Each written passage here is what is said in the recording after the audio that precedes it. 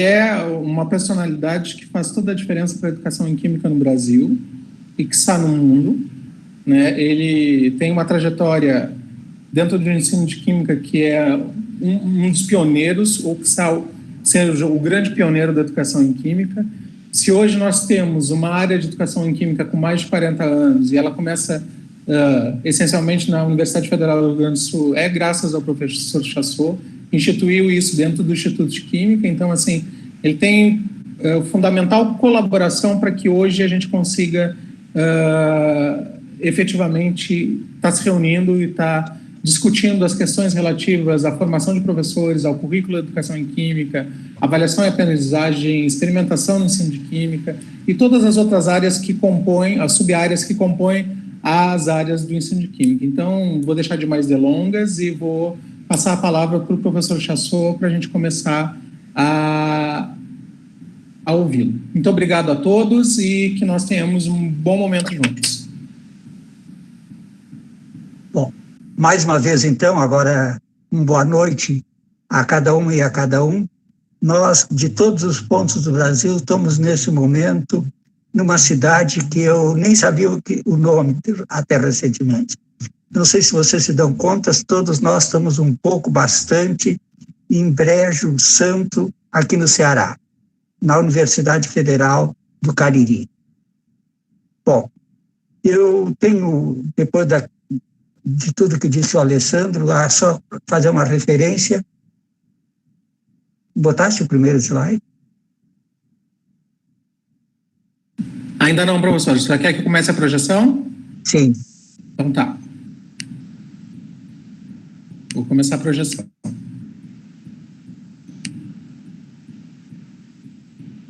Eu não estou com a tela de vocês, então vou pedir para que vocês me digam se estão todos vendo. Alguém abre o microfone e diga. Estão todos vendo? Tá, sim, está apresentando. Ok, tá bem, professor. Então tá. Eu só queria fazer referência a dois logos bom, o logo da Universidade Federal do Cariri, está ali, o logo da Semana de Química também, e embaixo tem um que é o da Rede Amazônica de Ensino de Ciências. Eu vou pedir meio minuto para dizer o que é a REAMEC. Há mais de 8 anos atrás, cerca de 30 universidades e institutos federais e instituições privadas, inclusive, se reuniram para formar 200 professores para o ensino de professores doutores para o ensino de ciência e matemática na região amazônica. Esses 200 já se passou da metade. Eu tive o privilégio de formar uma doutora em Parintins, uma doutora em Manaus, um doutor em Barra do Garça, uma doutora em Sinop, e atualmente tem uma doutoranda no Acre. Portanto, isso é uma das coisas que há tanto tempo já me liga à Amazônia. E outra que desde 1º de janeiro do ano passado, eu sou professor visitante sênior na Unifesp. A Unifesp é a Universidade Federal do Sul e do Sudeste do Pará. Isso me garante estar na Amazônia a cada mês durante uma semana. Então está justificada a minha presença também aí. Bom, o título da palestra vocês estão lá vendo, acessando óculos para olhar o mundo natural. Eu vou pedir para o Alessandro passar o slide seguinte, que é a guisa de um prelúdio. Vocês devem até estar achando que o Alessandro errou botar uma coisa de música numa palestra que é de química. O que tem que ver esse prelúdio? E se olharem um pouco mais, não sei se conseguem enxergar, esse prelúdio é uma música do século XIII. O autor está ali, não sei se conseguem ver, mas é nada mais, nada menos que uma música de Francisco de Assis. E eu quero dizer que, mesmo que eu traga essas coisas religiosas, não tem nada a ver com religião a palestra, mas... E por quê? Essa música começa Laudato Si, ó meu Senhor. É da Úbria do século XIII. Isso é o nome... Laudato Si se tornou um nome importante. Pode passar a seguinte. Quando em 18 de junho, sem que nós sequer nos apercebêssemos, houve um terremoto na casa dita comum. E esse terremoto se chamou, pode passar, Laudato Si. É o nome, pode passar o seguinte, é o nome da encíclica do Papa Francisco sobre o cuidado da casa comum. E aí eu quero dizer que podem achar que eu estou atrasado, trazendo um documento que já tem quase 5 anos, mas eu, desde o começo, então, já na primeira hora, mostrei quanto essa encíclica tinha importância para o nosso ensino de ciências da natureza, e por isso que eu tenho a defendido. E se vocês olharem, pode passar o seguinte, eu vou trazer apenas 3 depoimentos sobre a encíclica. O primeiro dele é de Edgar Morin, a Laudato Si de Morin, e ele era respeitadíssimo intelectual, é talvez o ato número 1 de um apelo para uma nova civilização. Talvez agora nós temos sentido a importância desse apelo para a nova civilização. E o segundo documento era do então secretário-geral da ONU, o Ban Ki-moon. Olha o que ele diz, a encíclica papal, com a encíclica papal, as mudanças climáticas devem ser tidas como questão moral. Nada mais presente do que isso. Nós ouçamos um depoimento de uma brasileira, que é da Márcia Irota. Ela diz, a encíclica papal vai direto ao ponto ao criticar com detalhamento e de maneira contundente nosso atual modelo insustentável de desenvolvimento. Com um texto claro de fácil acesso, ela traz uma contribuição sem precedentes à mobilização de toda a humanidade, não só dos católicos, nas questões ambientais, por um mundo socialmente justo e equilibrado. Pode passar a seguinte. Então, esse prelúdio, eu trago essa encíclica e vou voltar a comentá-la no pós-fácil dessa fala. Nesse prelúdio eu trago pensando que ela possa ser um antídoto às políticas bolsonaristas que negam o cuidado da nossa casa comum.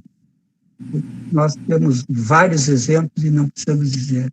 Mas se vocês olharem, por exemplo, o que aumentou recentemente o extrativismo e o desmatamento na Amazônia é algo impressionante. As reservas indígenas com o vírus estão cada vez mais atacadas. A situação de agrotóxicos, o que faz o Ministério da Agricultura, nem é bom falar aqui agora. Então, essa Laudato Si realmente fala do cuidado do planeta Terra e é um antídoto às atuais políticas do governo. Bom, pode passar.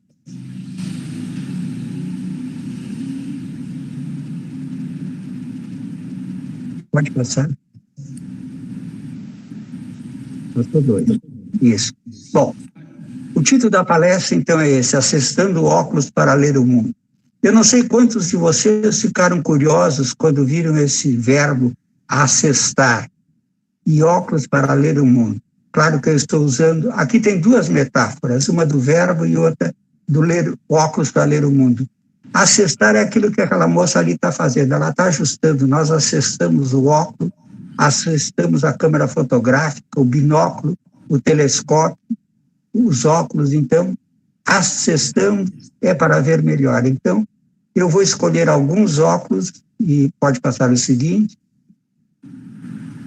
Eu estou propondo que nós olhemos 6 óculos e esses 6 óculos eu tenho que ajustar para ver o mundo. Pode passar o seguinte. Os óculos são, e a ordem não tem importância nenhuma, o primeiro óculo é o do senso comum. Vamos falar cada um deles um pouco. Depois o pensamento mágico, os saberes primeiros, os mitos, as religiões e a ciência. Aí estão esses 6 óculos, e é claro que vocês, olhando até as imagens desses óculos, poderão perceber facilmente o quanto é diferenciado que nós vamos ver. Pense em olhar o mundo com óculos do senso comum ou olhar o mundo com os óculos dos mitos ou da ciência e religião. Eu estou chamando esses óculos de uma palavrinha aí que não é muito comum para a maioria. Eu estou chamando esses óculos de mentefatos. Todos vocês sabem o que é um artefato. Artefato uma construção material. O mentefato é uma construção mental. A ciência é um mentefato, a religião, os mitos, os saberes primeiros, o senso comum, na verdade, tudo são mentefatos. Então, vamos olhar agora o primeiro dos óculos. Pode passar? O primeiro dos óculos é o senso comum. Esse óculos, volta muito. Esse óculo é um óculo muito usado por muitos de nós. Eu até poderia fazer agora um senso comum.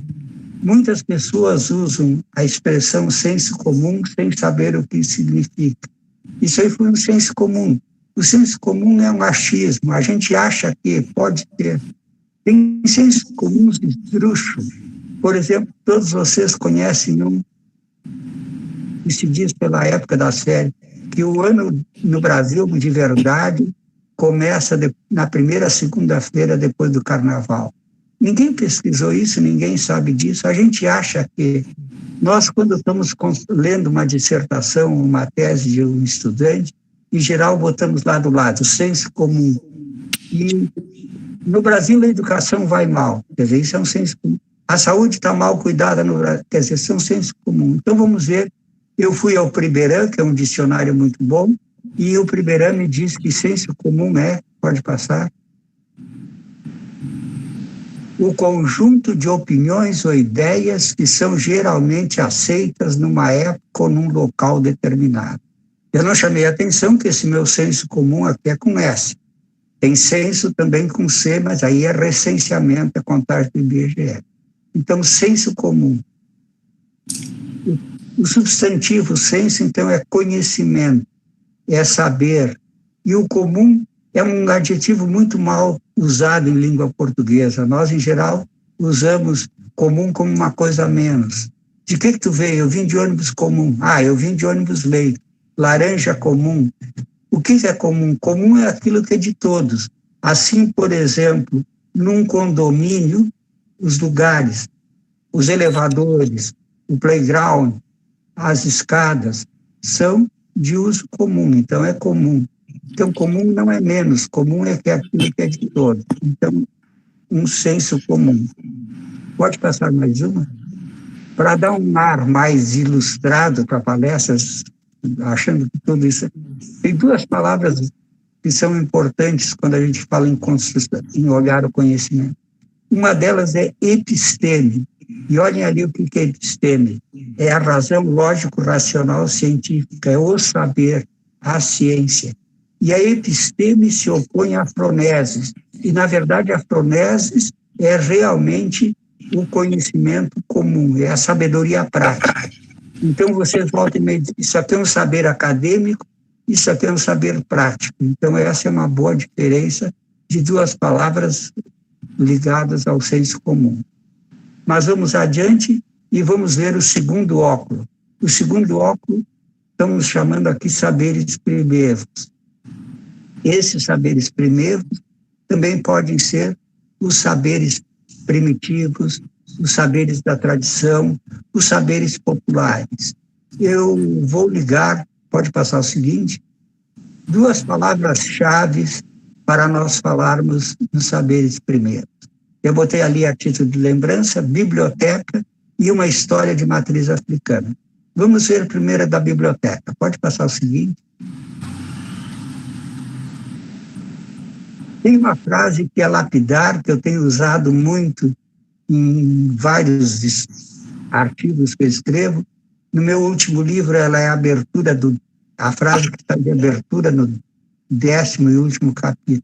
E olhem quanto essa frase é verdadeira. Quando morre um velho, é como uma biblioteca que tem. Eu acho que todos nós, quando olhamos a nossa biblioteca, eu estou aqui contente e me exibindo para vocês num pedacinho pequeno da minha biblioteca, vocês podem dar uma espiada, e é a coisa que nós temos mais valiosa na biblioteca. E eu até botei um incêndio que houve já em 2004, numa biblioteca na Alemanha, a biblioteca Ana Amália, em Weimar, e ali queimaram 50 mil livros, foram destruídos. E aí eu digo, quando morre um velho, é como uma biblioteca que queima. Então essa frase, quando se fala em saberes primeiros, essa frase vai ser importantíssima, como vocês vão ver daqui a pouco. E a outra palavra que estava lá, pode passar a seguinte, era referência a um barco. Eu vou contar rapidamente uma historieta atribuída à cultura africana. Existe um barco, nesse barco tem 3 pessoas. Uma dessas pessoas é um homem que tem junto no barco o seu pai de 5 anos, o seu filho de 5 anos e o seu pai de 70 anos. E esse homem é o único que sabe nadar do grupo, e mais o barco afunda, e ele só pode salvar uma pessoa botando embaixo do braço e outro tem que morrer. A cruel pergunta é, pode passar, quem é que ele vai salvar? Ele vai salvar o pai ou vai salvar o filho? Eu, em geral, costumo, quando essa palestra é em outras condições, fazer discussões. E as pessoas se dividem. Eu salvaria o pai porque o pai já viveu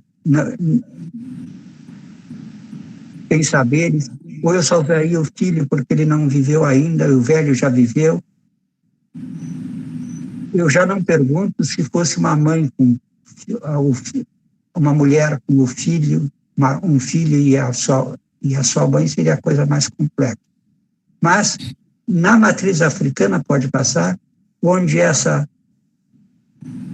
histórica essa historieta que eu conto para vocês, é indiscutível que vai ser salvo o pai. Por quê? Porque o pai detém saberes que são importantes para a comunidade que o filho não tem. O filho é como um livro em branco. E pense ainda mais, se essa sociedade for uma sociedade ágrafa, uma sociedade que não tem escrita, quanto é mais importante o pai do que o menino. Talvez alguns dirão que numa sociedade atual, com smartphones e companhia, que um menino de 5 anos saberá usar melhor um smartphone do que o seu avô. Mas a realidade é para que nós pensemos nesses saberes primeiro. Vamos passar um pouco mais adiante. 3 coisas eu queria dar um outro nome para esses saberes primeiro. Esses saberes primeiros podem ser também, eu disse, saberes da tradição, saberes populares, os saberes também são chamados de etnociência. Esse prefixo etno, tão recordado, é dado à população, então é a ciência popular, pode ter etnobotânica, etnoquímica, etnomatemática, tem áreas do conhecimento que já são bem usadas. Eu vou dar-lhes, no slide seguinte, 2 exemplos de etnobotânica. Pode passar.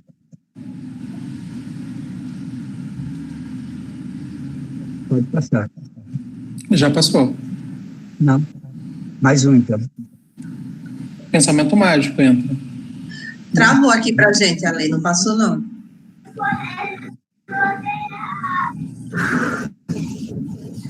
Não passou ainda, gente? Não. Não. Para aí, vamos ver aqui o que está acontecendo. Agora foi. Volta uma, então. Não, tranquilo, só. Deu? Tem que voltar, então. Passou 2 ou 3. Não, saberes primeiros, está aqui, etnociência, Tá travando. Tá travando, Ale, a página aqui. Agora sim. Deu agora.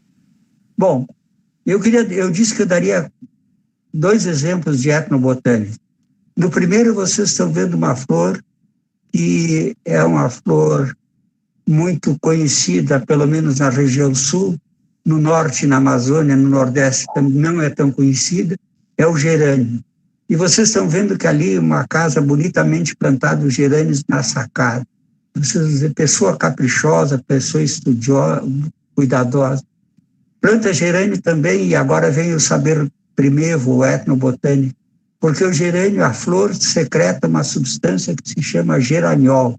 É um álcool volátil que espanta os mosquitos. Então, esses gerânios, etnobotânicos, estão ali usados porque, além de decorativo, ele espanta mosquitos. A outra flor é uma flor talvez mais conhecida, ela tem o nome de tagetes, e popularmente ela é chamada cravo de defunto, porque ela tem um cheiro bastante desagradável.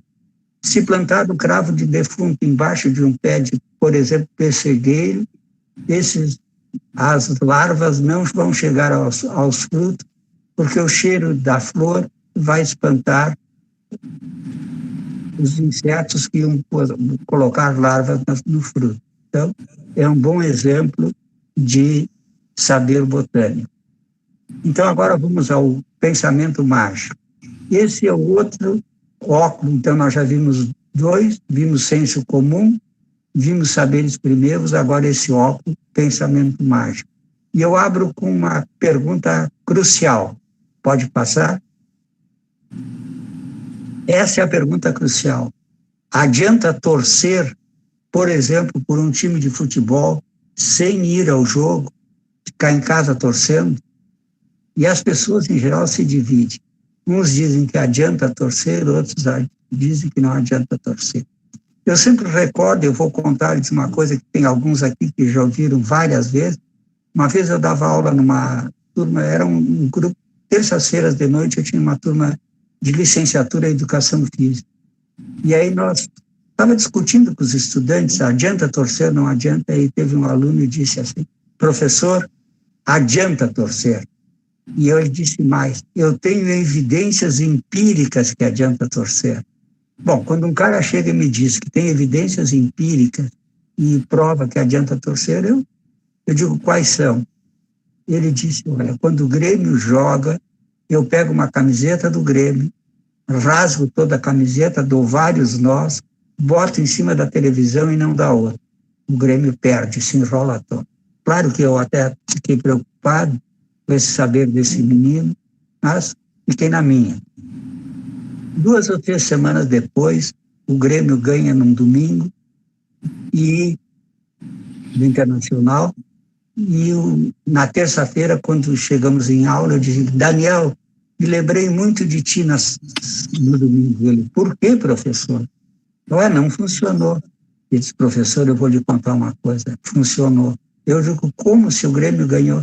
Eu me esqueci de botar a camiseta e por isso que o Grêmio ganhou. Quer dizer, então, realmente, ele acreditava em pensamento mágico. Eu vi agora a chegada da Iara, que é a minha orientanda no Instituto Federal do Acre. Bom, pergunta seguinte. E adianta rezar? Essa eu não vou responder agora. Se vocês quiserem, mais adiante eu respondo. Vamos ficar agora no pensamento mágico e ver se adianta torcer. Eu sempre digo que se adiantasse torcer, pense uma final de Copa do Mundo, Brasil e Portugal. Brasil, 200 milhões, Portugal, 12 milhões, menos até. Não teria nem graça, nós seríamos muito mais poderosos para torcer. Por exemplo, quando o Grêmio jogou contra o São Lourenço de Almagro, eu nem torci, porque São Lourenço de Almagro é o time do Papa e, portanto, o time do Papa ele tem mais cartaz que eu lá em cima. Assim. Bom, eu estou dando agora uma receitinha que foi escrita antes dos dias da quarentena, mas vale ainda hoje. Pode passar uma receitinha. Menos online e mais offline.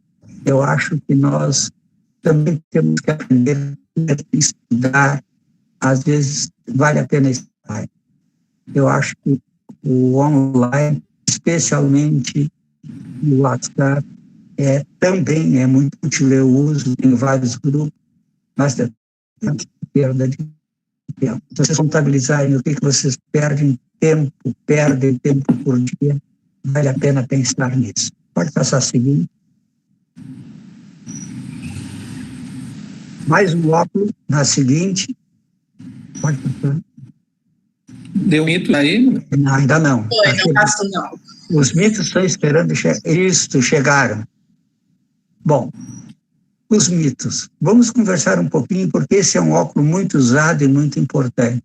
A primeira coisa que é importante nós lembrarmos, uma palavrinha ali que não é muito comum, cosmogonias. Conias, origem, cosmos, origem do cosmos. E se eu perguntasse, pena que a gente não possa fazer esse inventário agora com todos que estão nos ouvindo, mas provavelmente a cosmogonia da grande parte, agora eu vou usar um senso comum, a grande parte dos que estão me ouvindo agora, eu acho que, olha, um achismo, o senso comum, a cosmogonia que todos aprenderam por primeiro, é aquela que está lá no Gênesis, o relato da criação do mundo. Deus criou isso, criou aquilo, criou o homem, criou a mulher, e no 7º dia descansou. Quer dizer, a leitura do Gênesis, que todos vocês conhecem, muito provavelmente foi aquela que nós aprendemos primeiro. O problema é como nós olhamos esse mito, e alguns vão se surpreender que eu esteja chamando, por exemplo, isso de mito, é uma maneira de nós falarmos, e como é que esse mito está marcado pelo fundamentalismo, pela nossa ortodoxia. E tem gente que lê, então, esses textos sagrados, não admite que isso possa ser uma maneira popular de se contar como é que era naquela época, isso e aquilo, e querem que se leia literalmente. Eu vou dar um exemplo desse fundamentalismo, mais uma vez, eu volto para uma situação de sala de aula, eu numa aula estava comentando o seguinte, eu disse, por acaso entrou eu falando em Jonas, eu digo, olha, e o Jonas foi mandado por Deus para ir a Nínive pregar, e ele resolveu não ir para Nínive, porque ele disse, o povo de Nínive é muito sábio, não vai ouvir, vai debochar de mim, vou tomar um navio no sentido errado. E ele vai para Tarsis em vez de ir para Nínive. Eles estavam viajando, e aí uma tempestade veio no barco, e tinha que achar um culpado, e o Jonas era um cara muito legal, disse, olha, gente, eu vou dizer que o culpado sou eu, porque eu era para ir para Nínive, eu estou indo no sentido contrário, eu estou indo para Tarsis. Bom, não tiveram dúvida, o culpado foi atirado ao mar, a tempestade com isso passou, e aí eu disse, Jonas foi engolido por uma baleia. E aí, isso que eu queria contar do fundamentalismo. Aí um aluno chegou e protestou, professor, por uma baleia não. Ele foi engolido por um grande peixe, porque a baleia não tem uma garganta capaz de entrar o Jonas. Quer dizer, então, eu fiquei pensando quantas vezes esse trecho do Gênesis foi traduzido em mais de 6.000 anos, põe para cá, põe para lá, quanta tradução, peixe, baleia, etc, etc. Mas o meu aluno queria que eu fosse fiel ao texto que está na Bíblia dele, que é o Jonas foi engolido por um peixe.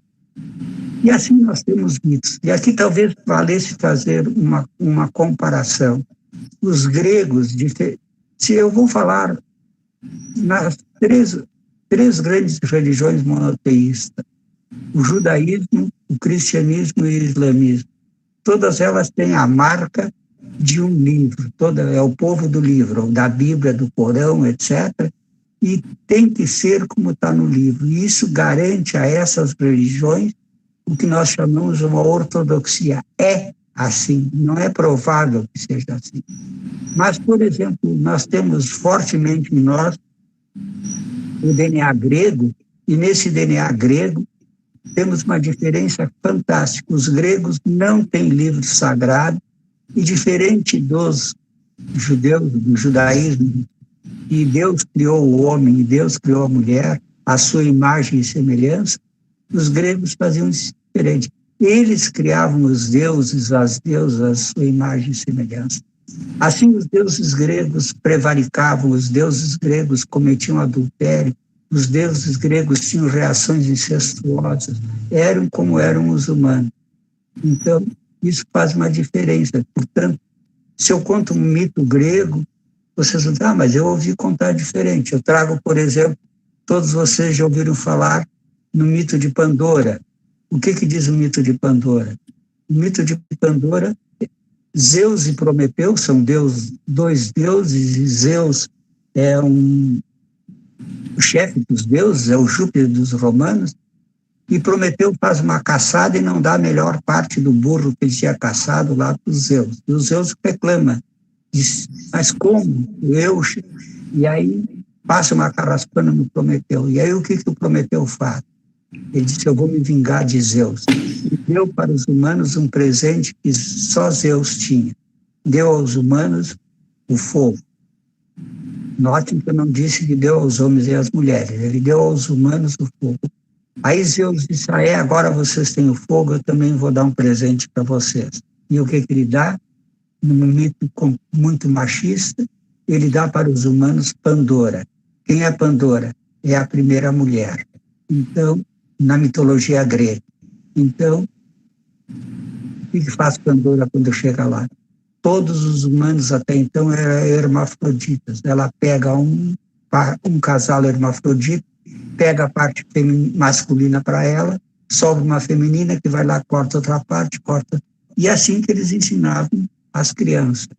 Aí vocês vão dizer, mas como acreditar numa coisa dessa? Mais ou menos como todos nós fomos ensinados e acreditamos, por exemplo, nas histórias de Adão e Eva e outras parecidas. A minha pergunta crucial, e eu também não vou respondê-la agora, um pouco mais adiante, qual é a diferença de mitos dos relatos bíblicos com os relatos que estão no Alcorão?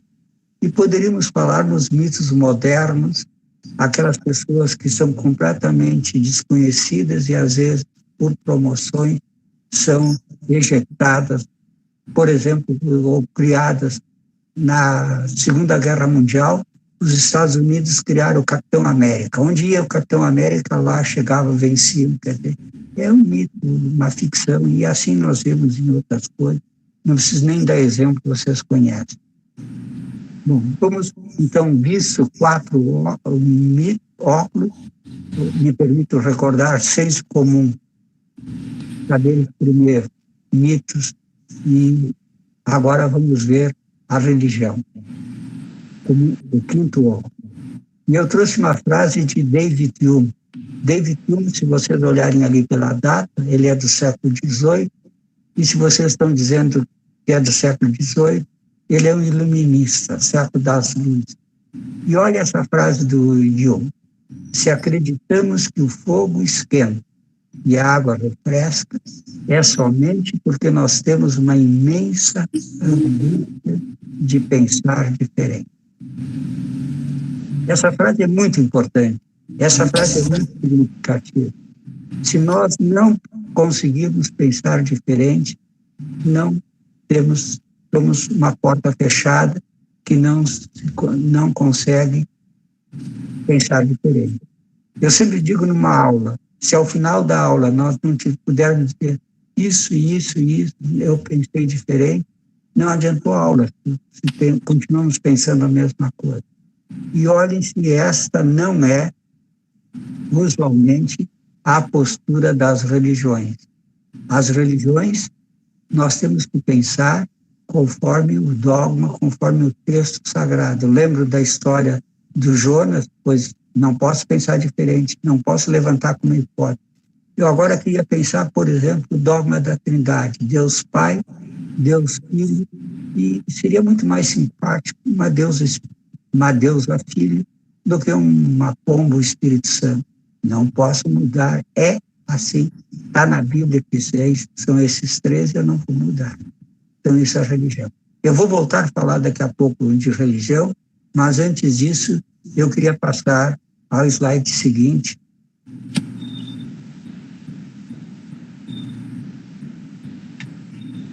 Ok, passou. Já vou lá. Acho que ele foi beber água. Passou? Passou. Tá. Olha essa frase bonita do Isaac Newton para a ciência.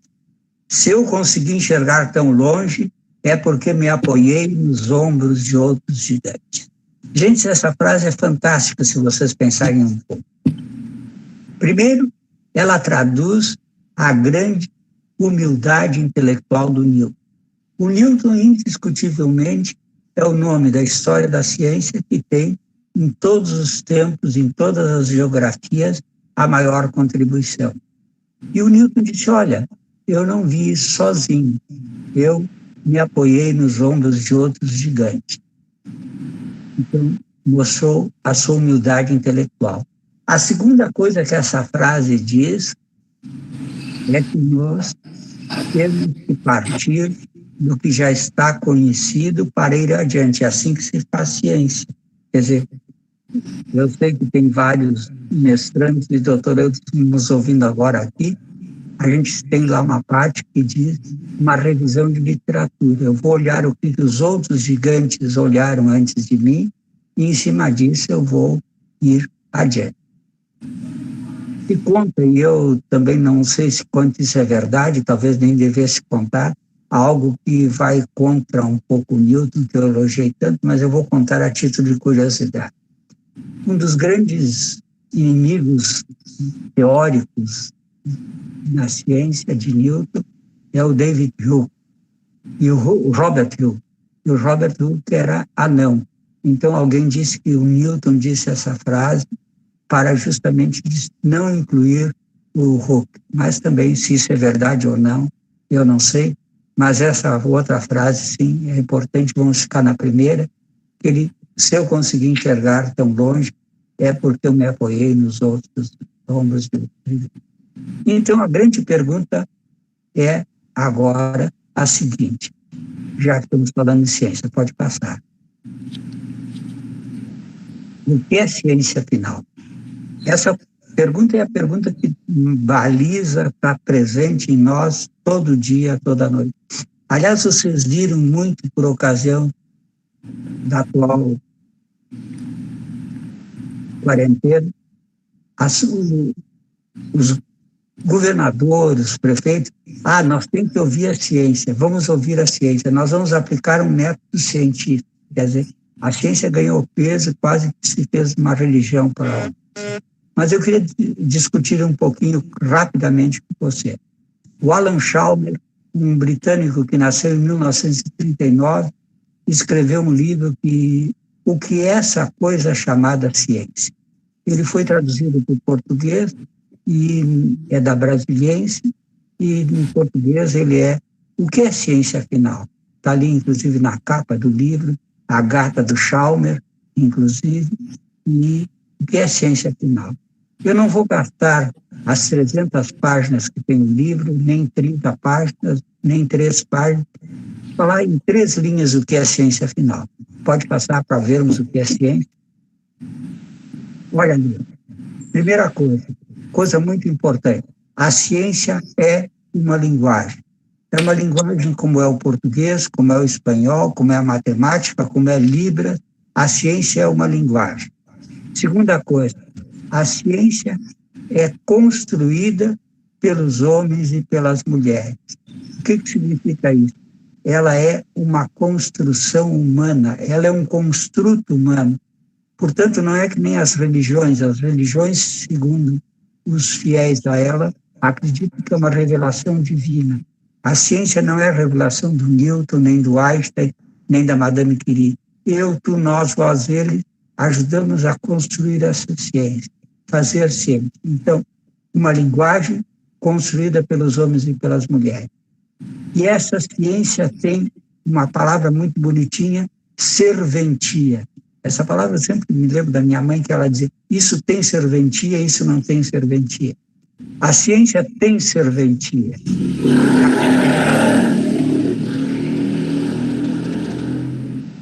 Qual é a serventia da ciência? Explicar o mundo natural. Por que agora é noite? Por que amanhã de manhã vai clarear? Ou por que agora está clareando cada dia mais tarde e está escurecendo cada dia mais cedo? Ou por que para nós é 1 hora, e por que a Uiara, que está lá em Rio Branco, está 2 horas menos que nós? Por que isso? Por que as folhas caem? Por que tem vento? Por que tem chuva? Por que o leite, quando ferve, derrama? E por que a água não derrama? Por que nós podemos... Como é que nós podemos... Por que o sabão tira a sujeira? Quer dizer, por que nós temos que lavar as mãos com sabão? Por que usa... Quer dizer, a ciência é para explicar todas essas coisas. Porém, a ciência não trata do mundo natural. Pode passar a seguir? Eu sempre, quando falo em ciência, sempre surge uma pergunta, que está até num livro meu, a ciência é masculina, e eu examino o DNA grego, o DNA judaico e o DNA cristão, e mostro, vocês já viram um exemplinho no mito de Pandora, poderiam ver Adão e Eva, tanto o DNA grego quanto o DNA judaico e o DNA cristão são marcadamente machistas.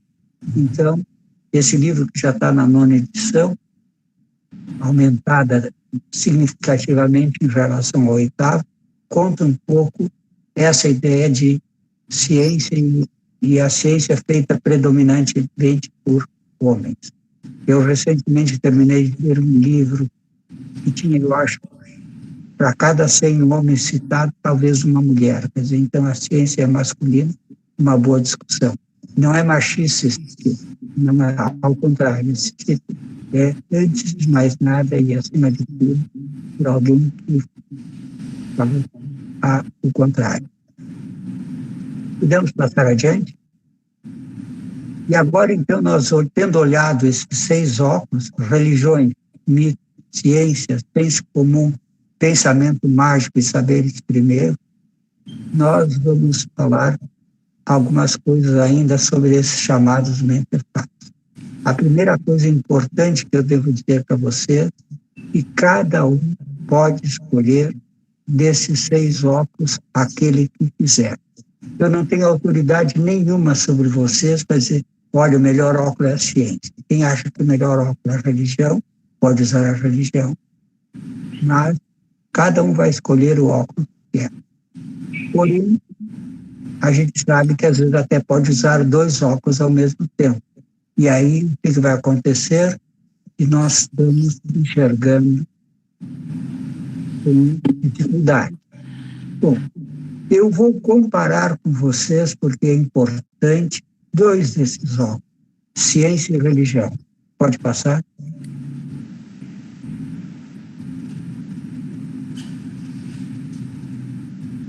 Vocês vão me perguntar por que não compara com os mitos, por que não compara com o senso comum, por que esses 2?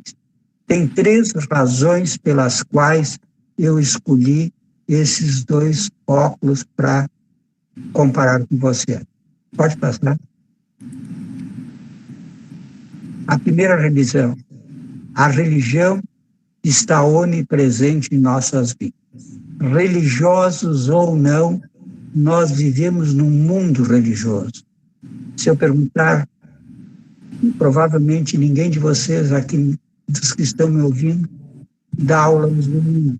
Por quê? Porque no mundo ocidental, o dia de descanso é o domingo. Se estivéssemos em Israel, não teríamos aula aos sábados. Se estivéssemos num país islâmico, não teríamos aula nas sextas-feiras.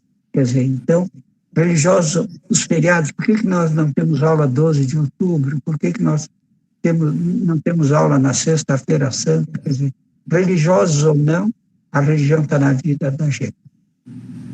A segunda razão é o fundamentalismo, ou melhor, os fundamentalismos. Eu já dei exemplos hoje, por exemplo, querem lembrar um bom exemplo de fundamentalismo, voltam a pensar no caso do Jonas. Então, essa é a segunda razão. Tem cada vez mais fundamentalistas. E, atenção, os fundamentalistas não são apenas aqueles das religiões evangélicas. Os fundamentalistas têm todas as religiões. Aliás, pasmem, tem fundamentalismo até na ciência. A terceira razão é a teologia. Essa palavra não está dicionarizada, mas teologia já está dicionarizada. Teologia é o estudo dos deuses, ou das deusas, ou de Deus, etc. E a teologia é aqueles que conseguem estar no mundo sem a necessidade da presença de Deus. Então, aqueles que usualmente chamamos ateus. E agora as pessoas já podem dizer que são ateus. Mas havia um tempo que se dizer ateu estava quase que se olhava um pobre coitado condenado ao inferno. Eu me lembro, ainda recentemente, fazendo palavra cruzada, homem mal de 4 letras, ateu. É uma besteira, mas isso aí.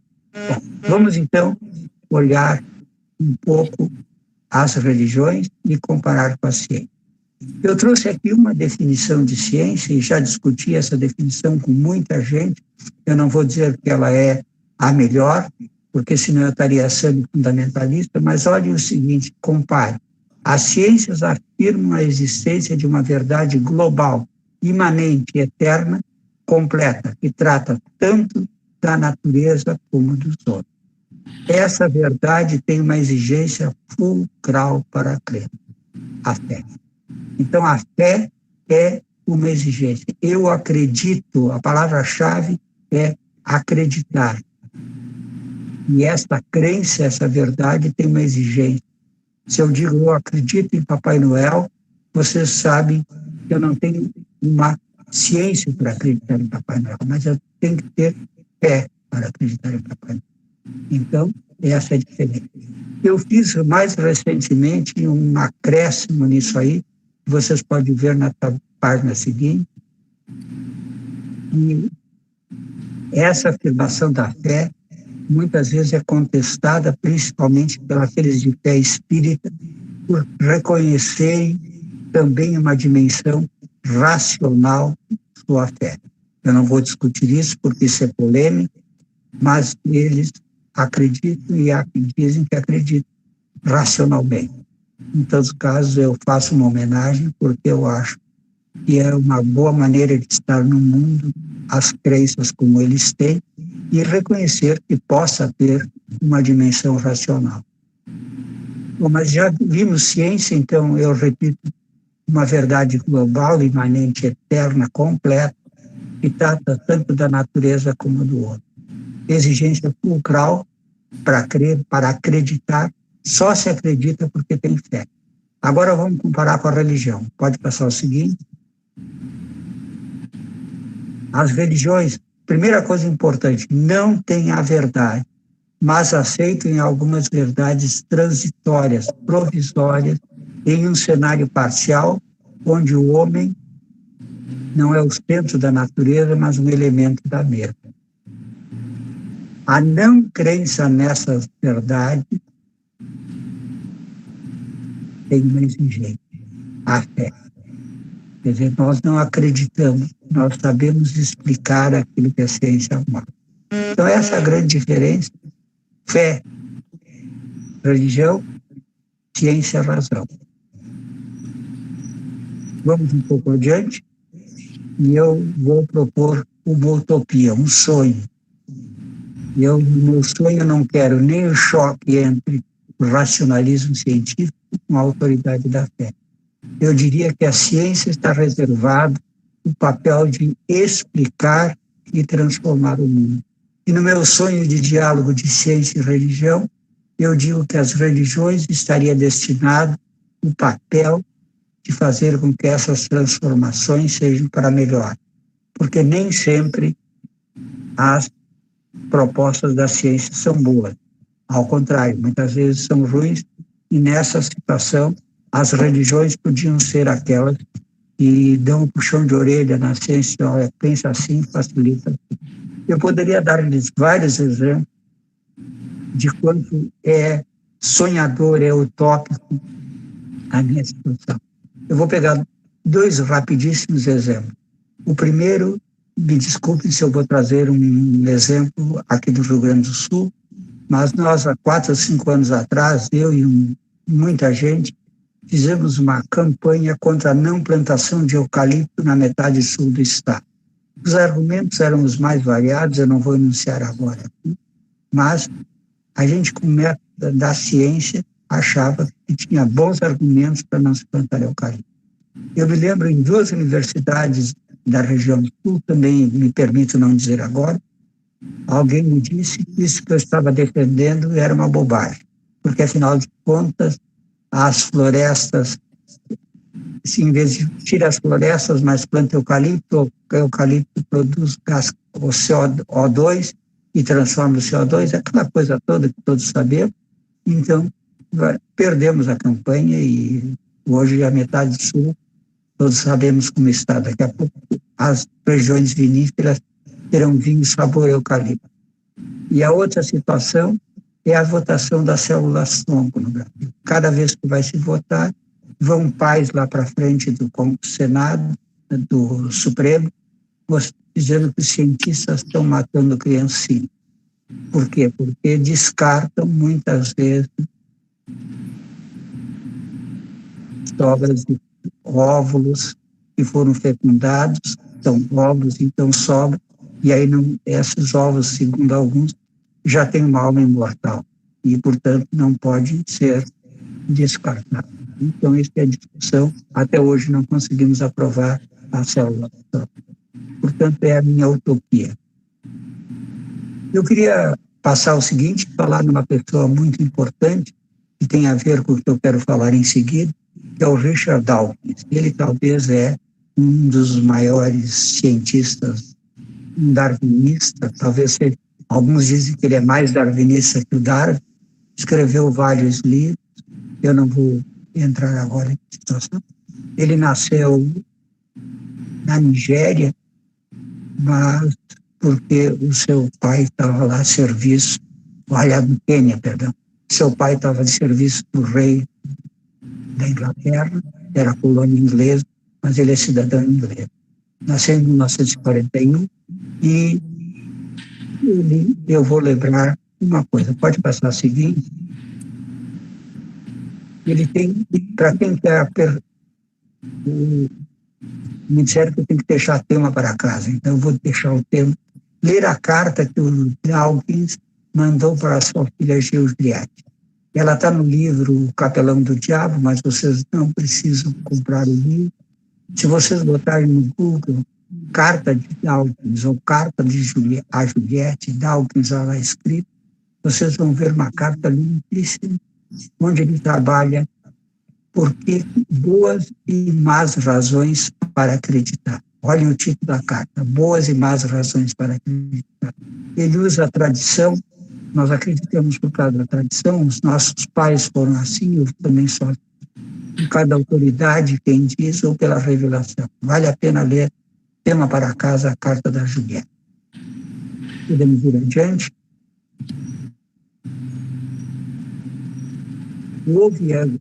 Se nós olhamos, parece que houve e há um aparente triunfo da ciência.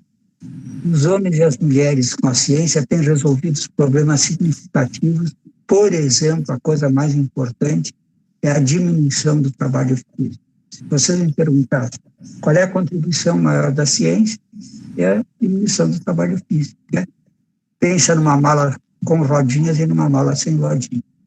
Aumento da longevidade, novas drogas, novos alimentos, partes do corpo que já se faz até clonagem, mas, pode passar, toda essa triunfo da ciência esbarra nesse mas.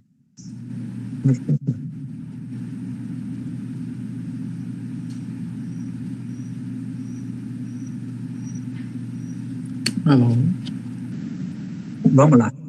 Eu primeiro dizia que a ciência podia ser ora uma fada benfazeja, ora uma bruxa malvada. Bom, é preciso dizer que não é a ciência que é boa ou má. Pode voltar ainda mais.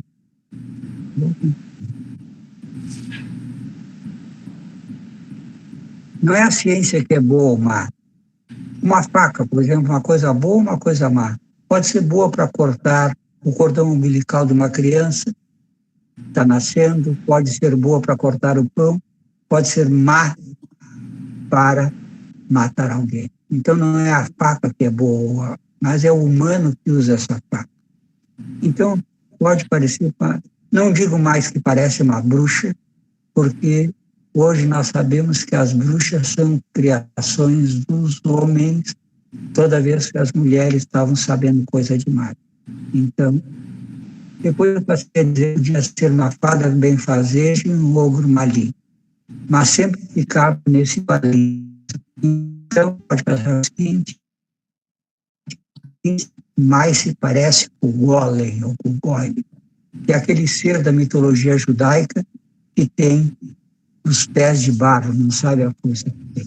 A ciência realmente não sabe a força que tem. Querem um exemplo da força da ciência? Vejam o slide seguinte.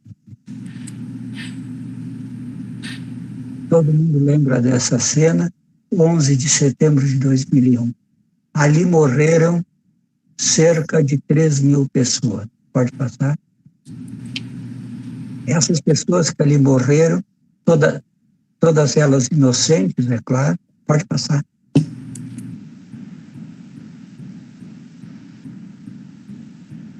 Acho que trancou de novo, né?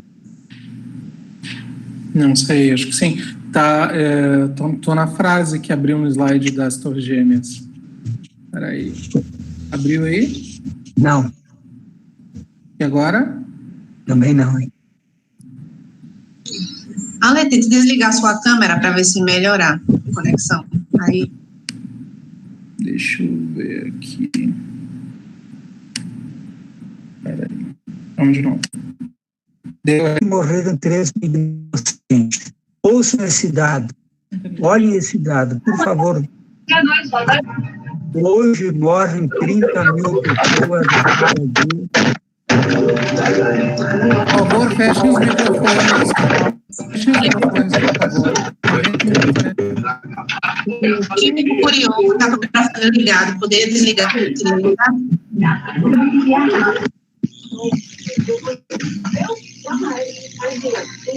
Bem, tem gente com o microfone ligado que está dando interferência, por favor. De repente, você não sabe fechar.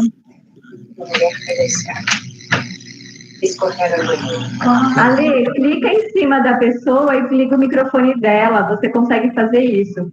Clica em cima eu da estava na imagem. apresentação, Letícia, não estava conseguindo abrir aqui. Ah, tá. Desculpa, obrigada. Acho que já desligou, né? Sim. Acho que sim. Vamos lá, voltamos à apresentação. Desculpa, professor. Deu. Então, olha aqui, ó. Acompanhe comigo, por favor, já que está em silêncio. É interessante ter que pedir silêncio para falar, né? Bom, então, no dia 11 de setembro de 2001, morreram 3.000 pessoas. Hoje, morrem 30.000 pessoas por dia só por falta de água. E a grande pergunta lá, aqueles mortos de Nova York foram chorados, cantados, feitos monumentos, não que eles não mereçam, mas a nossa grande pergunta é: quem chora por eles? Vamos adiante? E eu acho que isso aqui é uma imagem que é muito bonita, a mão da criança sendo cuidada pela mão do adulto e a plantinha ali. Vamos adiante? Eu queria falar, e eu acho que nós nos lembramos muito dele nesses dias de quarentena, do Sir James Lovelock. Nasceu em 1919, portanto, ele fez no ano passado 100 anos, e ele é autor de uma teoria muito importante. Pode passar o seguinte: a hipótese Gaia, e quando nós começamos a ver coisas que nunca tínhamos visto, mais, até eu disse que o céu está mais claro, etc, etc, a Terra como um ser vivo, essa é a ideia da hipótese Gaia. Pode passar?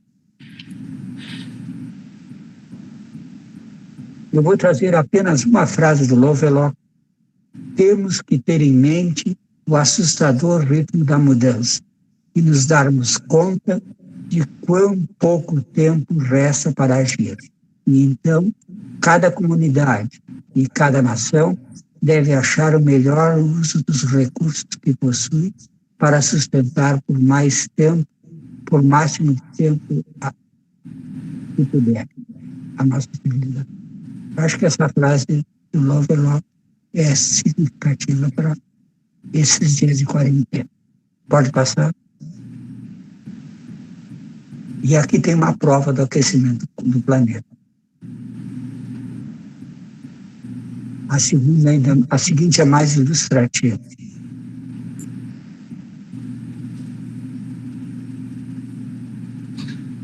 Bom, feito isso, eu volto, encerro, e para encerrar, eu trago mais uma vez a Laudato Si como encerramento. E essas,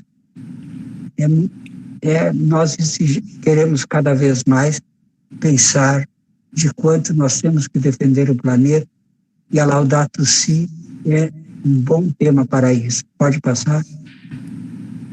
Essa carta do Papa, vale conhecê-la. Eu sei que já tem 5 anos, eu sei que poucos conhecem, mas quem quer fazer uma boa leitura sobre meio ambiente, quem trabalha em propostas de meio ambiente, daí a carta. Pode passar a seguinte.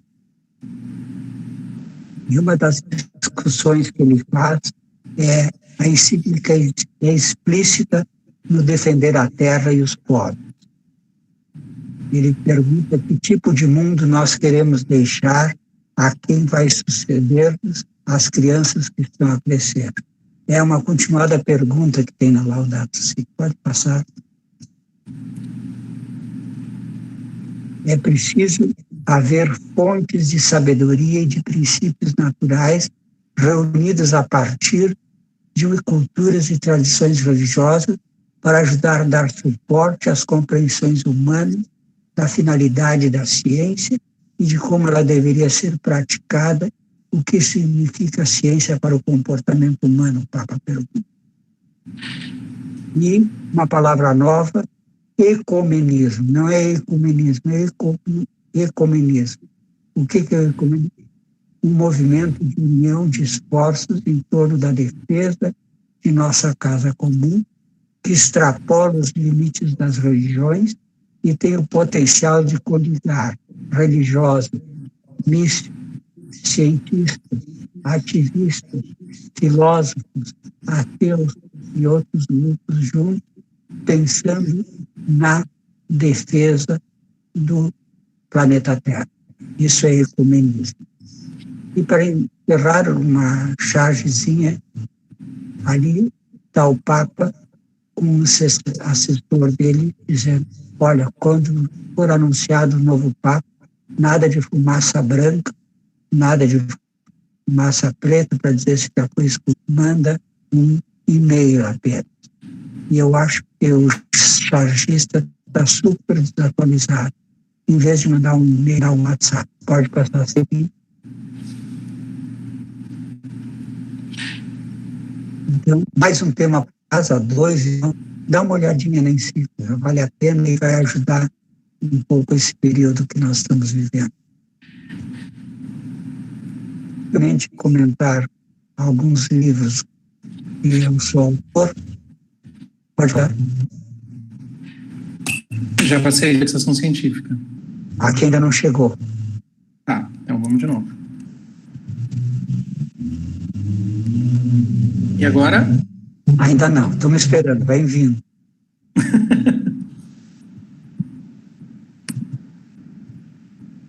Peraí, só um pouquinho. Só um pouquinho, vou parar a apresentação e recomeçar. Peraí. Eu vou recomeçar, gente, só um minutinho. Deu uma travadinha, gente.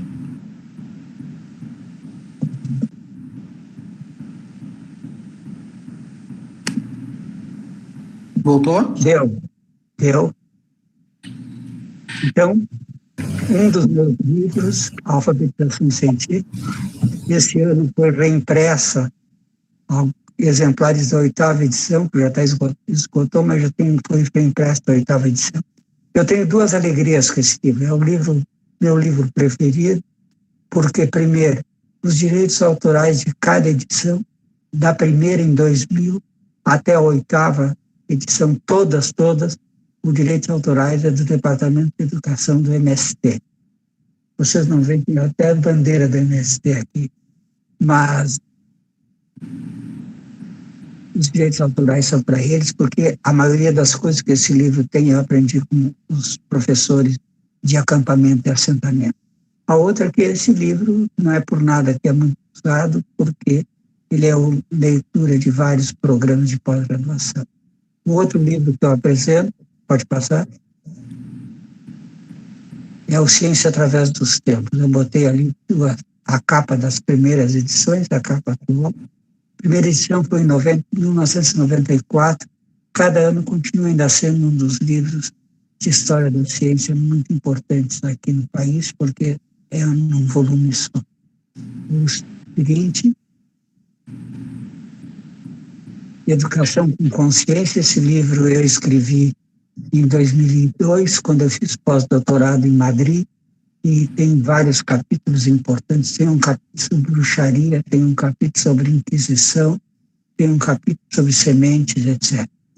Seguinte,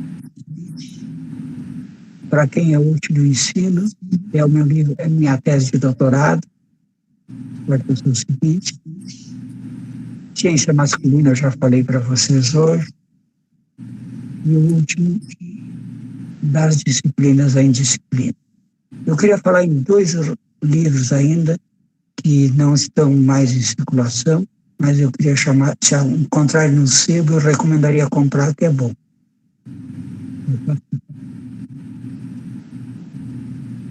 Alô? Ainda não chegou aqui. Deu. Um é 7 escritos sobre educação e ciência.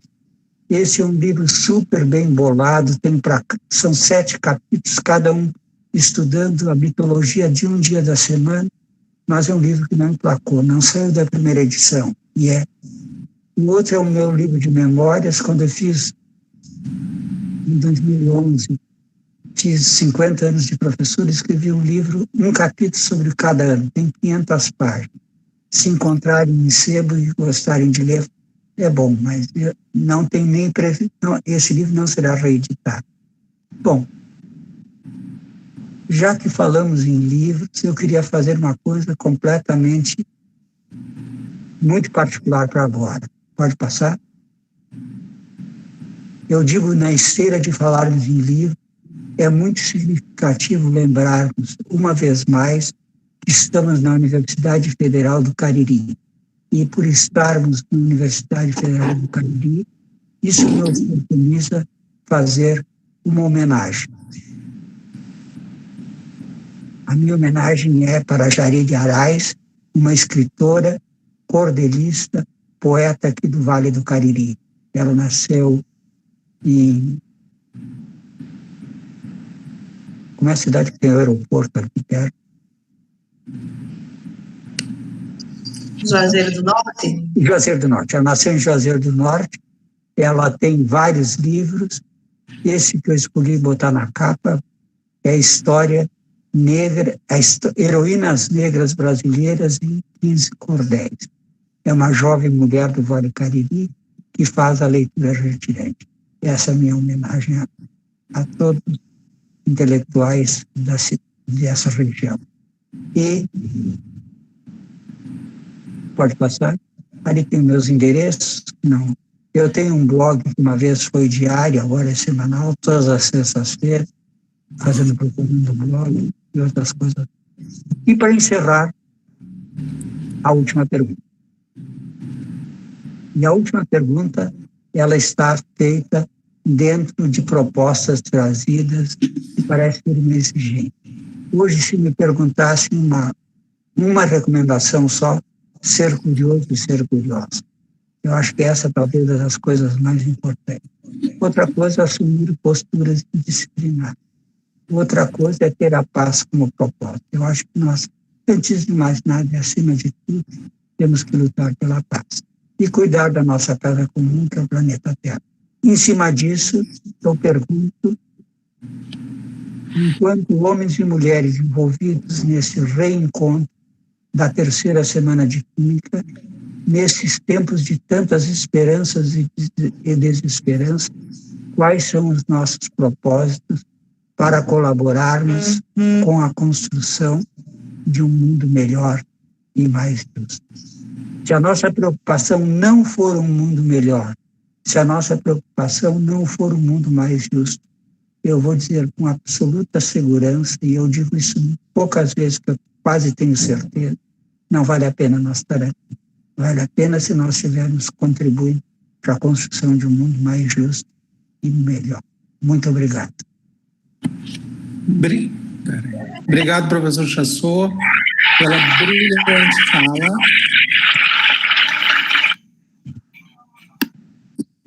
Só um pouquinho, que eu vou abrir a câmera para a...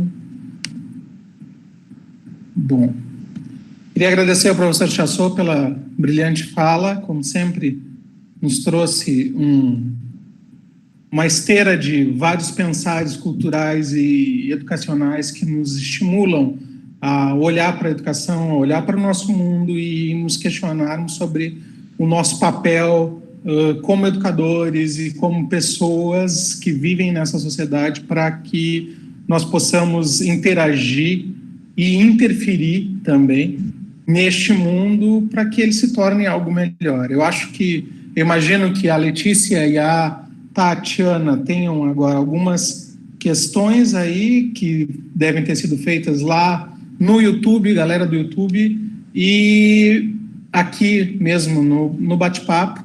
E aí eu vou pedir para as meninas começarem a interagir conosco.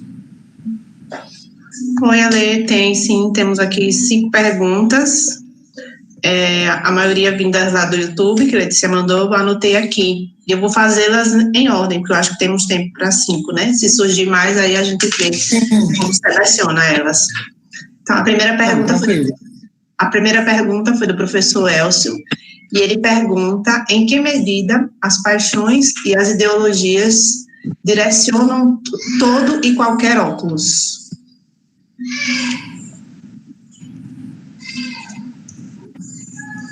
O senhor ouve, professor Chassot? Ouviu a pergunta? Inclusive, ouviu o autor, e o autor só poderia fazer uma pergunta difícil porque é um sábio. É o Elcio de Sorocaba. A minha homenagem, então, aos sorocabanos que estão aqui representados. Elcio, realmente, qualquer um dos óculos, mesmo que eu trabalhe com o senso comum, mesmo que eu trabalhe com o pensamento mágico, peguei 2, digamos, para quem a academia franze o nariz, mesmo nesses óculos, tem que estar presente essa dimensão que tu colocas, a dimensão dessa dinâmica. Eu acho que sim, temos que pensar no outro. Eu acho que se diz que vamos sair diferente dessa quarentena, porque nós aprendemos a melhor conviver com os outros, ou pior, segundo alguns. Mas eu acho que se a gente não pensar nessa dimensão que tu colocas, nenhuma delas vale a pena. Agora, tu concordas que ela é uma exigência, por exemplo, tanto para a ciência quanto para a religião. Talvez valesse a pena a Letícia ler de novo a pergunta do Elcio, para nós termos essa dimensão que ele traz.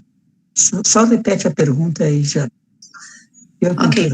É a Tatiana que está lendo. A Tatiana, Isso. Tatiana. Tranquilo, professor. Vou refazer aqui.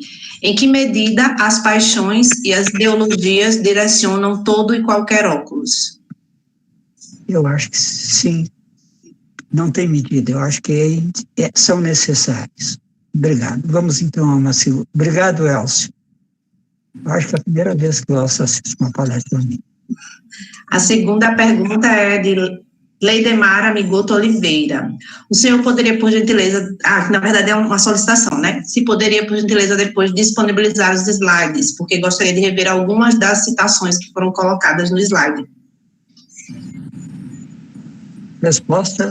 Sim. Não é uma pergunta, né? Mas se disponibiliza, né? Tá, então nós temos os slides já com o professor Alessandro, e aí a gente pode disponibilizar. Pode disponibilizar lá no site da terceira semana de Química, vão estar disponíveis lá para vocês, ok? Isso. Deixa eu ver a próxima aqui. Da Adriana Vieira. Queria saber o que o professor Chassot acha do design inteligente, ou do retorno deste tema, dadas as notícias recentes. Eu vou usar o Richard Dawkins para responder por mim. O Richard Dawkins diz que o design inteligente é um smoking curto, apertado e rasgado. Colhido Dawkins. O design inteligente é uma maneira de fazer científico uma coisa que é marcada por mitos Então, eu acho que não tem muito mais. Eu acho que a frase do Dawkins responde bem. É um smoking curto, apertado e roto, rasgado. Tá bem. Muito bom. A próxima é da Nara Aline Nobre da Silva. De que forma o ensino de ciências pode contribuir para que lentes, como a do pensamento mágico e a do senso comum, não se sobreponham aos conhecimentos provenientes da ciência quando o assunto é a proposição de ações que garantam o bem-estar da população, como, por exemplo, as medidas de contenção e tratamento da Covid-19. Eu acho que a primeira coisa, quando a Mara falou direcionado ao ensino de que a pensamento mágico e o senso comum não se sobrepõem, eu acho que a palavra-chave é exatamente o contrário do que eu ouvi sempre quando era pequeno. Menino, não seja curioso. Menina, não seja curiosa. Hoje nós temos que dizer, menino, seja curioso, menina, seja curiosa. Eu acho que nós temos hoje, tem um professor Google, um padre Google, um pastor Google, um advogado Google, um engenheiro Google. Ele nos ajuda a responder essas perguntas. Temos que estimular cada vez mais essa curiosidade e fazer com que essas... Eu estou imaginando o que será esse reencontro desses alunos com seus professores daqui a umas semanas. Não sei, 3, 4, 5 semanas ainda. Mas professores que muitos deles conheceram por fugazes 2 ou 3 semanas, e eles vão se reencontrar depois de ter tido como professores, pais, mães, avós, empregadas domésticas, que de repente tiveram que ter expertise em usar essas tecnologias da educação e ainda conteúdos. A gente poderia contar coisas fantásticas disso aí, mas eu acho, para responder a pergunta, ensinar a ser curioso.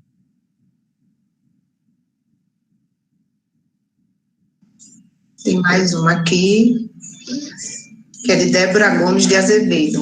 Professor, o senhor tem alguma sugestão de como trabalhar esses temas, principalmente os ambientais, dentro do ensino de Química?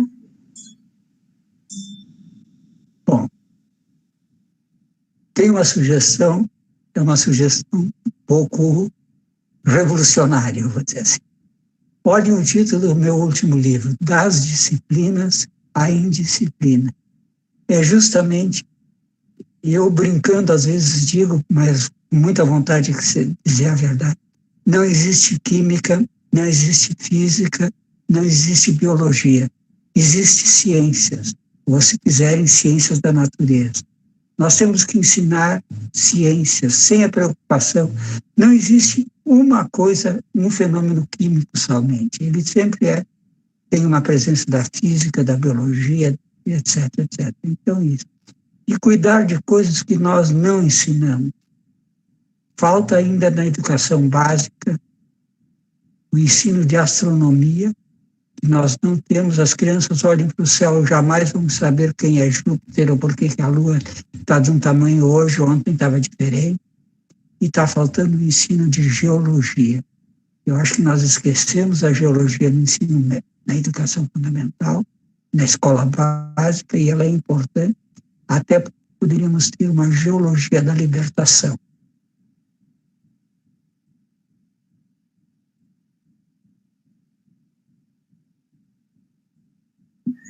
Apareceu mais uma aqui do eu vou ler essa última do chat que tu vai ler, do Químico Curioso? Pode ficar à vontade.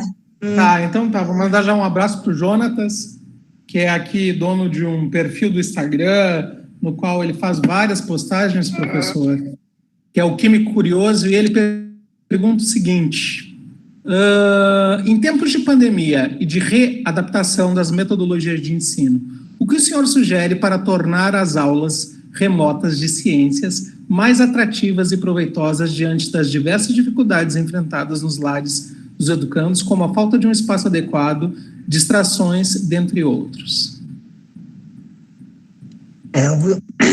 Talvez a gente podia começar pelo dentre outros. Nós não nos damos conta que de cada 10 brasileiros, 3 não têm internet, não sabem nem o que é internet, talvez. E nós quisemos que todos eles tivessem os grandes equipamentos em casa. Esses dias achei muito interessante uma da live de quinta-feira do presidente.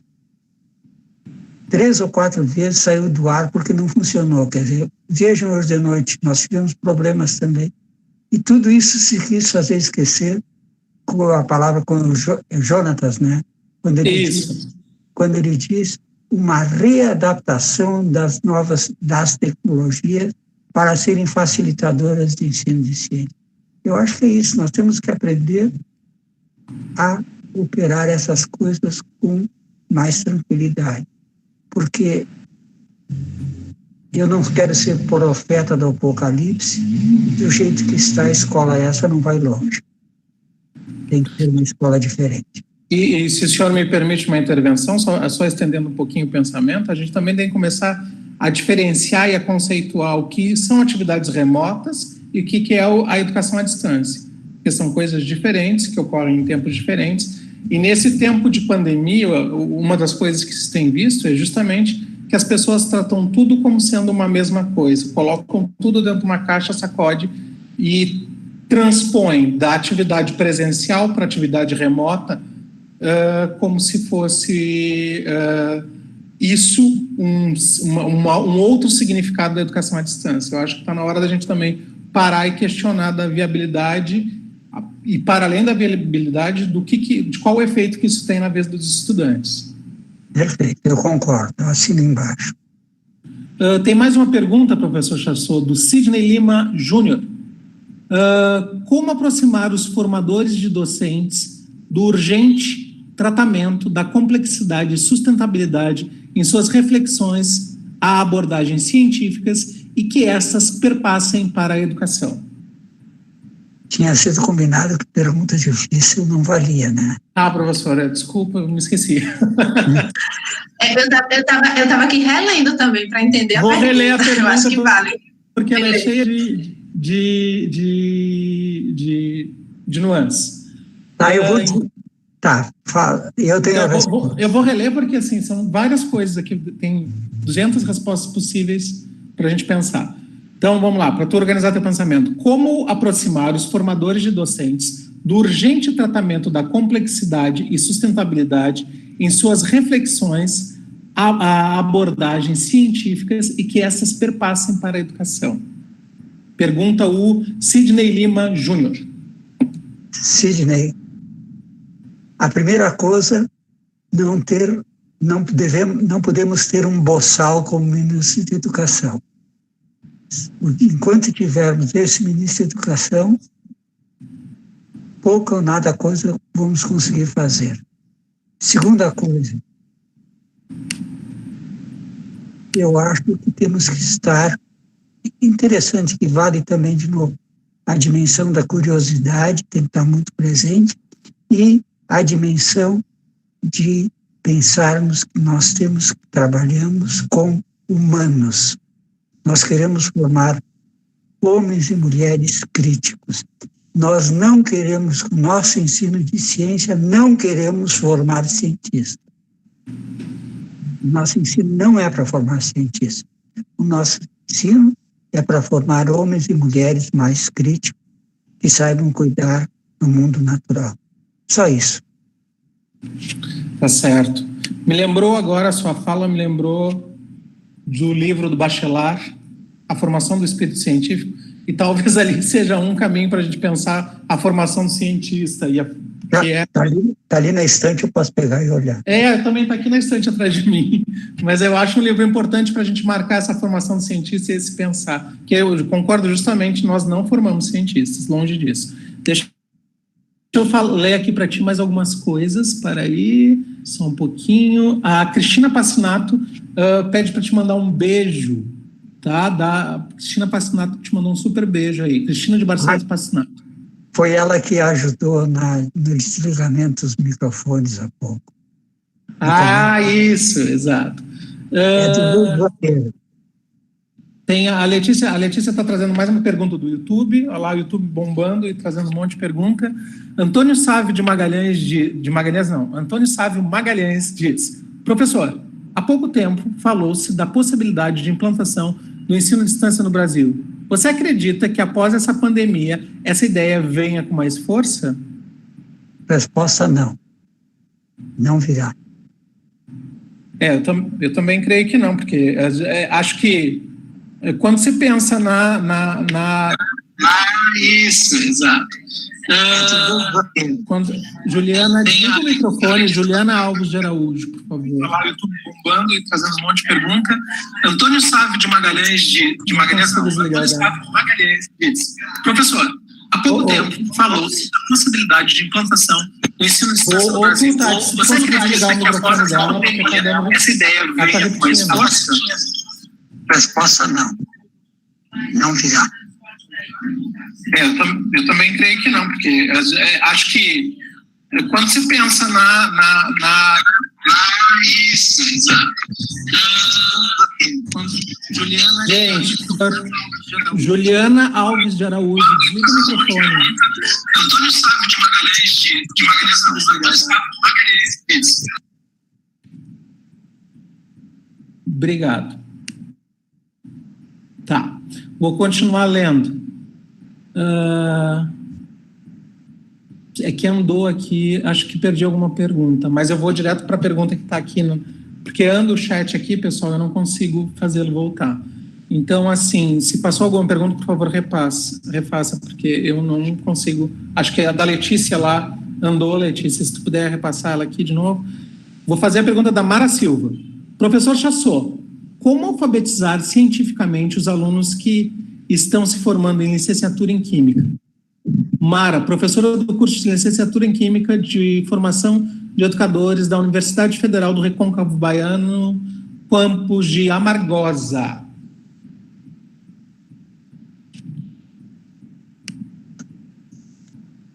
Eu acho que seja formandos em Química, em Física, em Biologia, em Matemática, História, Geografia, qualquer coisa, ter presente que nós temos que formar cada vez mais homens e mulheres mais críticos, que saibam estar no mundo que nós estamos, saibam ajudar a cuidar, primeiro a cuidar do outro e depois cuidar do planeta.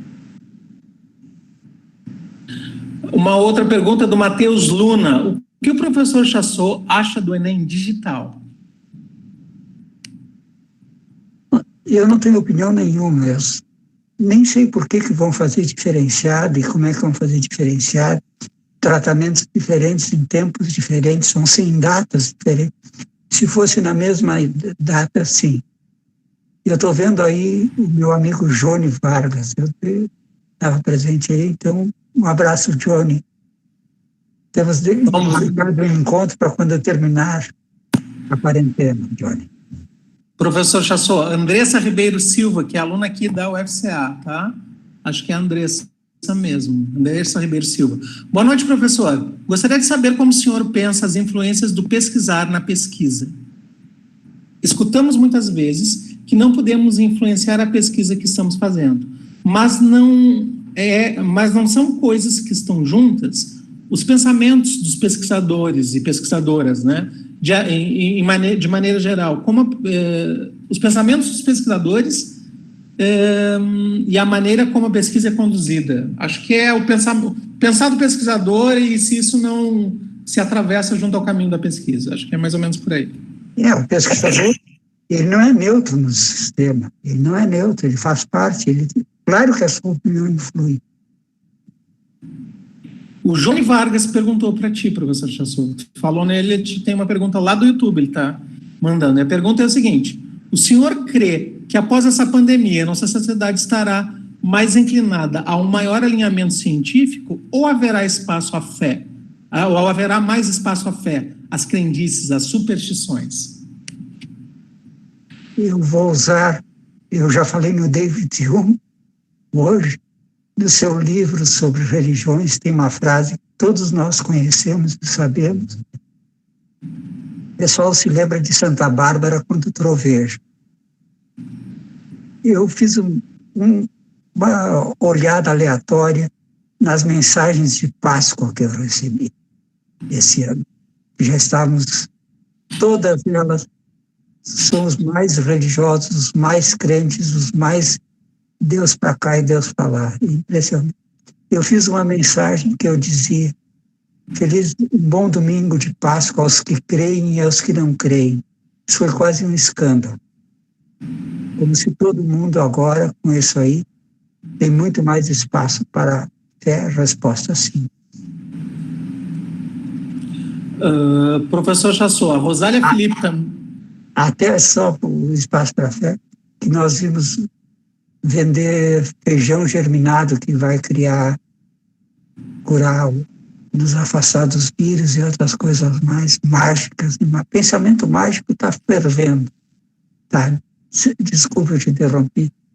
Não, imagina. Acho que foi super importante. Pensar sobre esse pensamento mágico é no mínimo necessário nesse momento, né? Mas mais que isso, a Rosália Felipe, então, aluna aqui também da UFCA, pergunta: professor, na sua opinião, qual o papel que o educador e a educadora deve ter para seus educandos frente a esse contexto pandêmico que estamos vivendo? Acho que essa pergunta foi muito respondida em muitos momentos, quando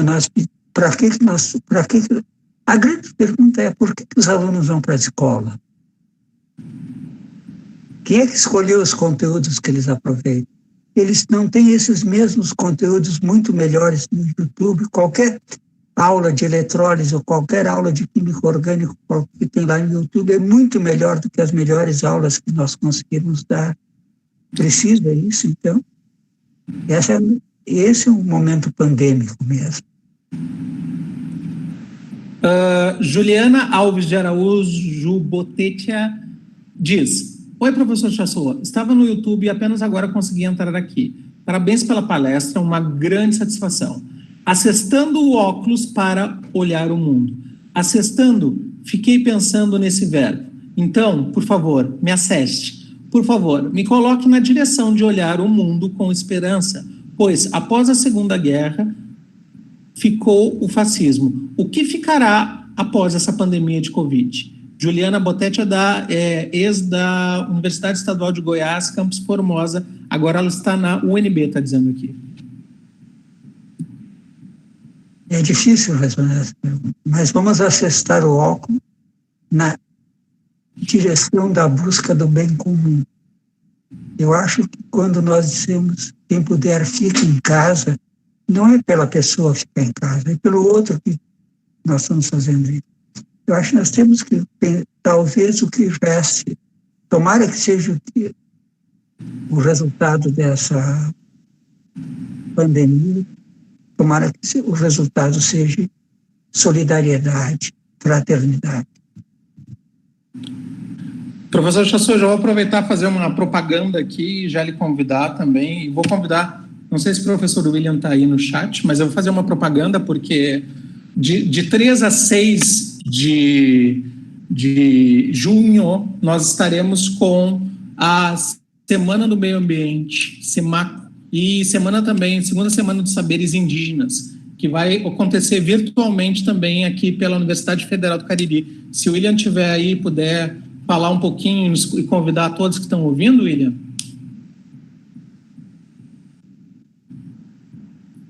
Ele está aqui pelo meu computador, vai falar um pouquinho, Ale. Tá bom. Olá, boa noite a todos e todas. Assim, foi um prazer enorme, foi um momento muito importante aqui ouvir o professor Chassot. Então, já deixo o meu agradecimento e parabéns aí ao Alessandro e todos que viabilizaram esse momento.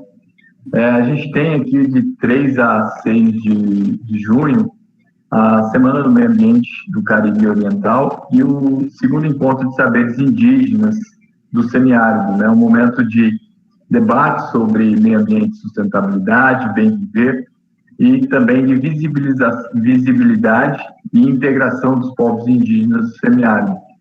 Agora há pouco, né, antes de começar aqui a palestra do professor Chassot, a gente já estava em momentos, né, de construção coletiva com os povos indígenas desse evento, né, desse movimento.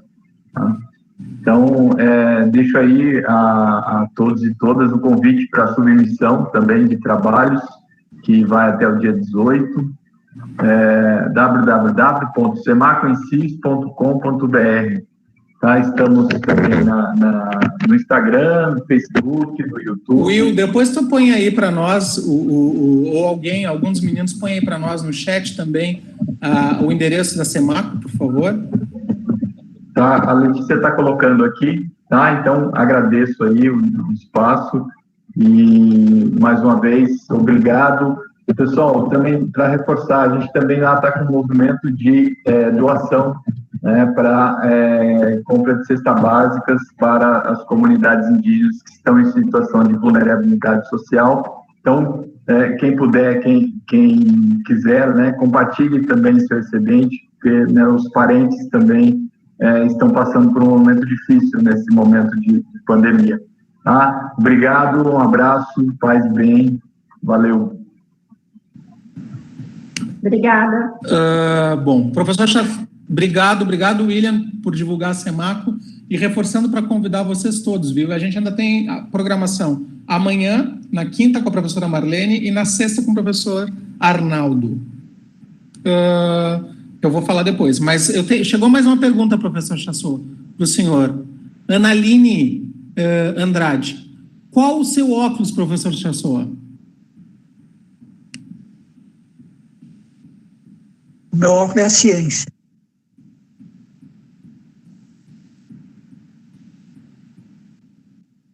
Vamos ver. Chegou mais uma pergunta, vamos ver. Professor, qual a sua opinião com relação à metodologia Mobile Learning aplicada no ensino de química, por exemplo, o uso do aplicativo em sala de aula ou laboratório virtual? Eu não conheço e eu não tenho opinião clara. Também não conheço. Olha, eu podia fazer uma pergunta? Acho que a gente pode estipular agora um tempo para encerrar, né? Vou dar mais 3 minutos até as 8h10, então, para fazerem as perguntas no chat, quem precisar, para a gente encerrar também essa parte, e a gente vai divulgar o que vai acontecer amanhã e depois, e fazer as despedidas, enfim. Então, mais 3 minutos. Até porque alguns de nós já estamos até com frio. Exato. Então, eu queria saber, né, do professor Chassot, como promover essa criticidade, tendo em vista esses diferentes óculos, sendo que, em muitos casos, né, dos estudantes, prevalece o óculos do senso comum, da religião e dos mitos, por mais que eles tenham tido contato com o óculos da ciência. Eu acho que, Tatiana, essa é uma situação muito, muito comum. Eu sempre pergunto, quando tem essa discussão, com que óculos você está olhando? E aí eles se dão conta que realmente eles não estão usando os melhores óculos. É difícil convencê-los que um óculos é melhor do que o outro. Eu acho que nós estamos vivendo tempos que a gente devia estar mais atento ao significado das coisas que estão acontecendo e dentro dessa destacar justamente a diferença do pensamento mágico tão presente e outras coisas mais. Professor Chassot, então aqui surgiu mais uma pergunta que veio lá do YouTube. Galera do YouTube, não esquece de dar joinha lá, do Eduardo Freitas, e ele pergunta: considerando seu exemplo da ciência como rodinhas que facilitam o transportar da mala, seria possível acessar o óculos do oprimido que, bem ficando desempregado, massacrado em sua economia psíquica? Qual é a psique? Vou repetir a pergunta. Considerando seu exemplo da ciência como rodinhas que facilitam o transportar da mala, seria possível acessar o óculos do oprimido que tem ficado desempregado, massacrado em sua economia psíquica? Eu acho que essa história nós estamos vendo grandes injustiças. Eu acho que a história dos R$600. Eu pessoalmente conheço várias pessoas que não ganharam, e agora eu sei que mais de 19 mil militares ou pensionistas militares em exercício que ganharam esses 600 reais, como é que nós vamos convencer alguém que não ganhou? Olha, certamente tem alguém que precisa mais do que tu. Não tem isso. Só isso já é uma coisa de fazer uma denúncia pública. É difícil estar do lado dos oprimidos, mas é necessário estar do lado dos oprimidos.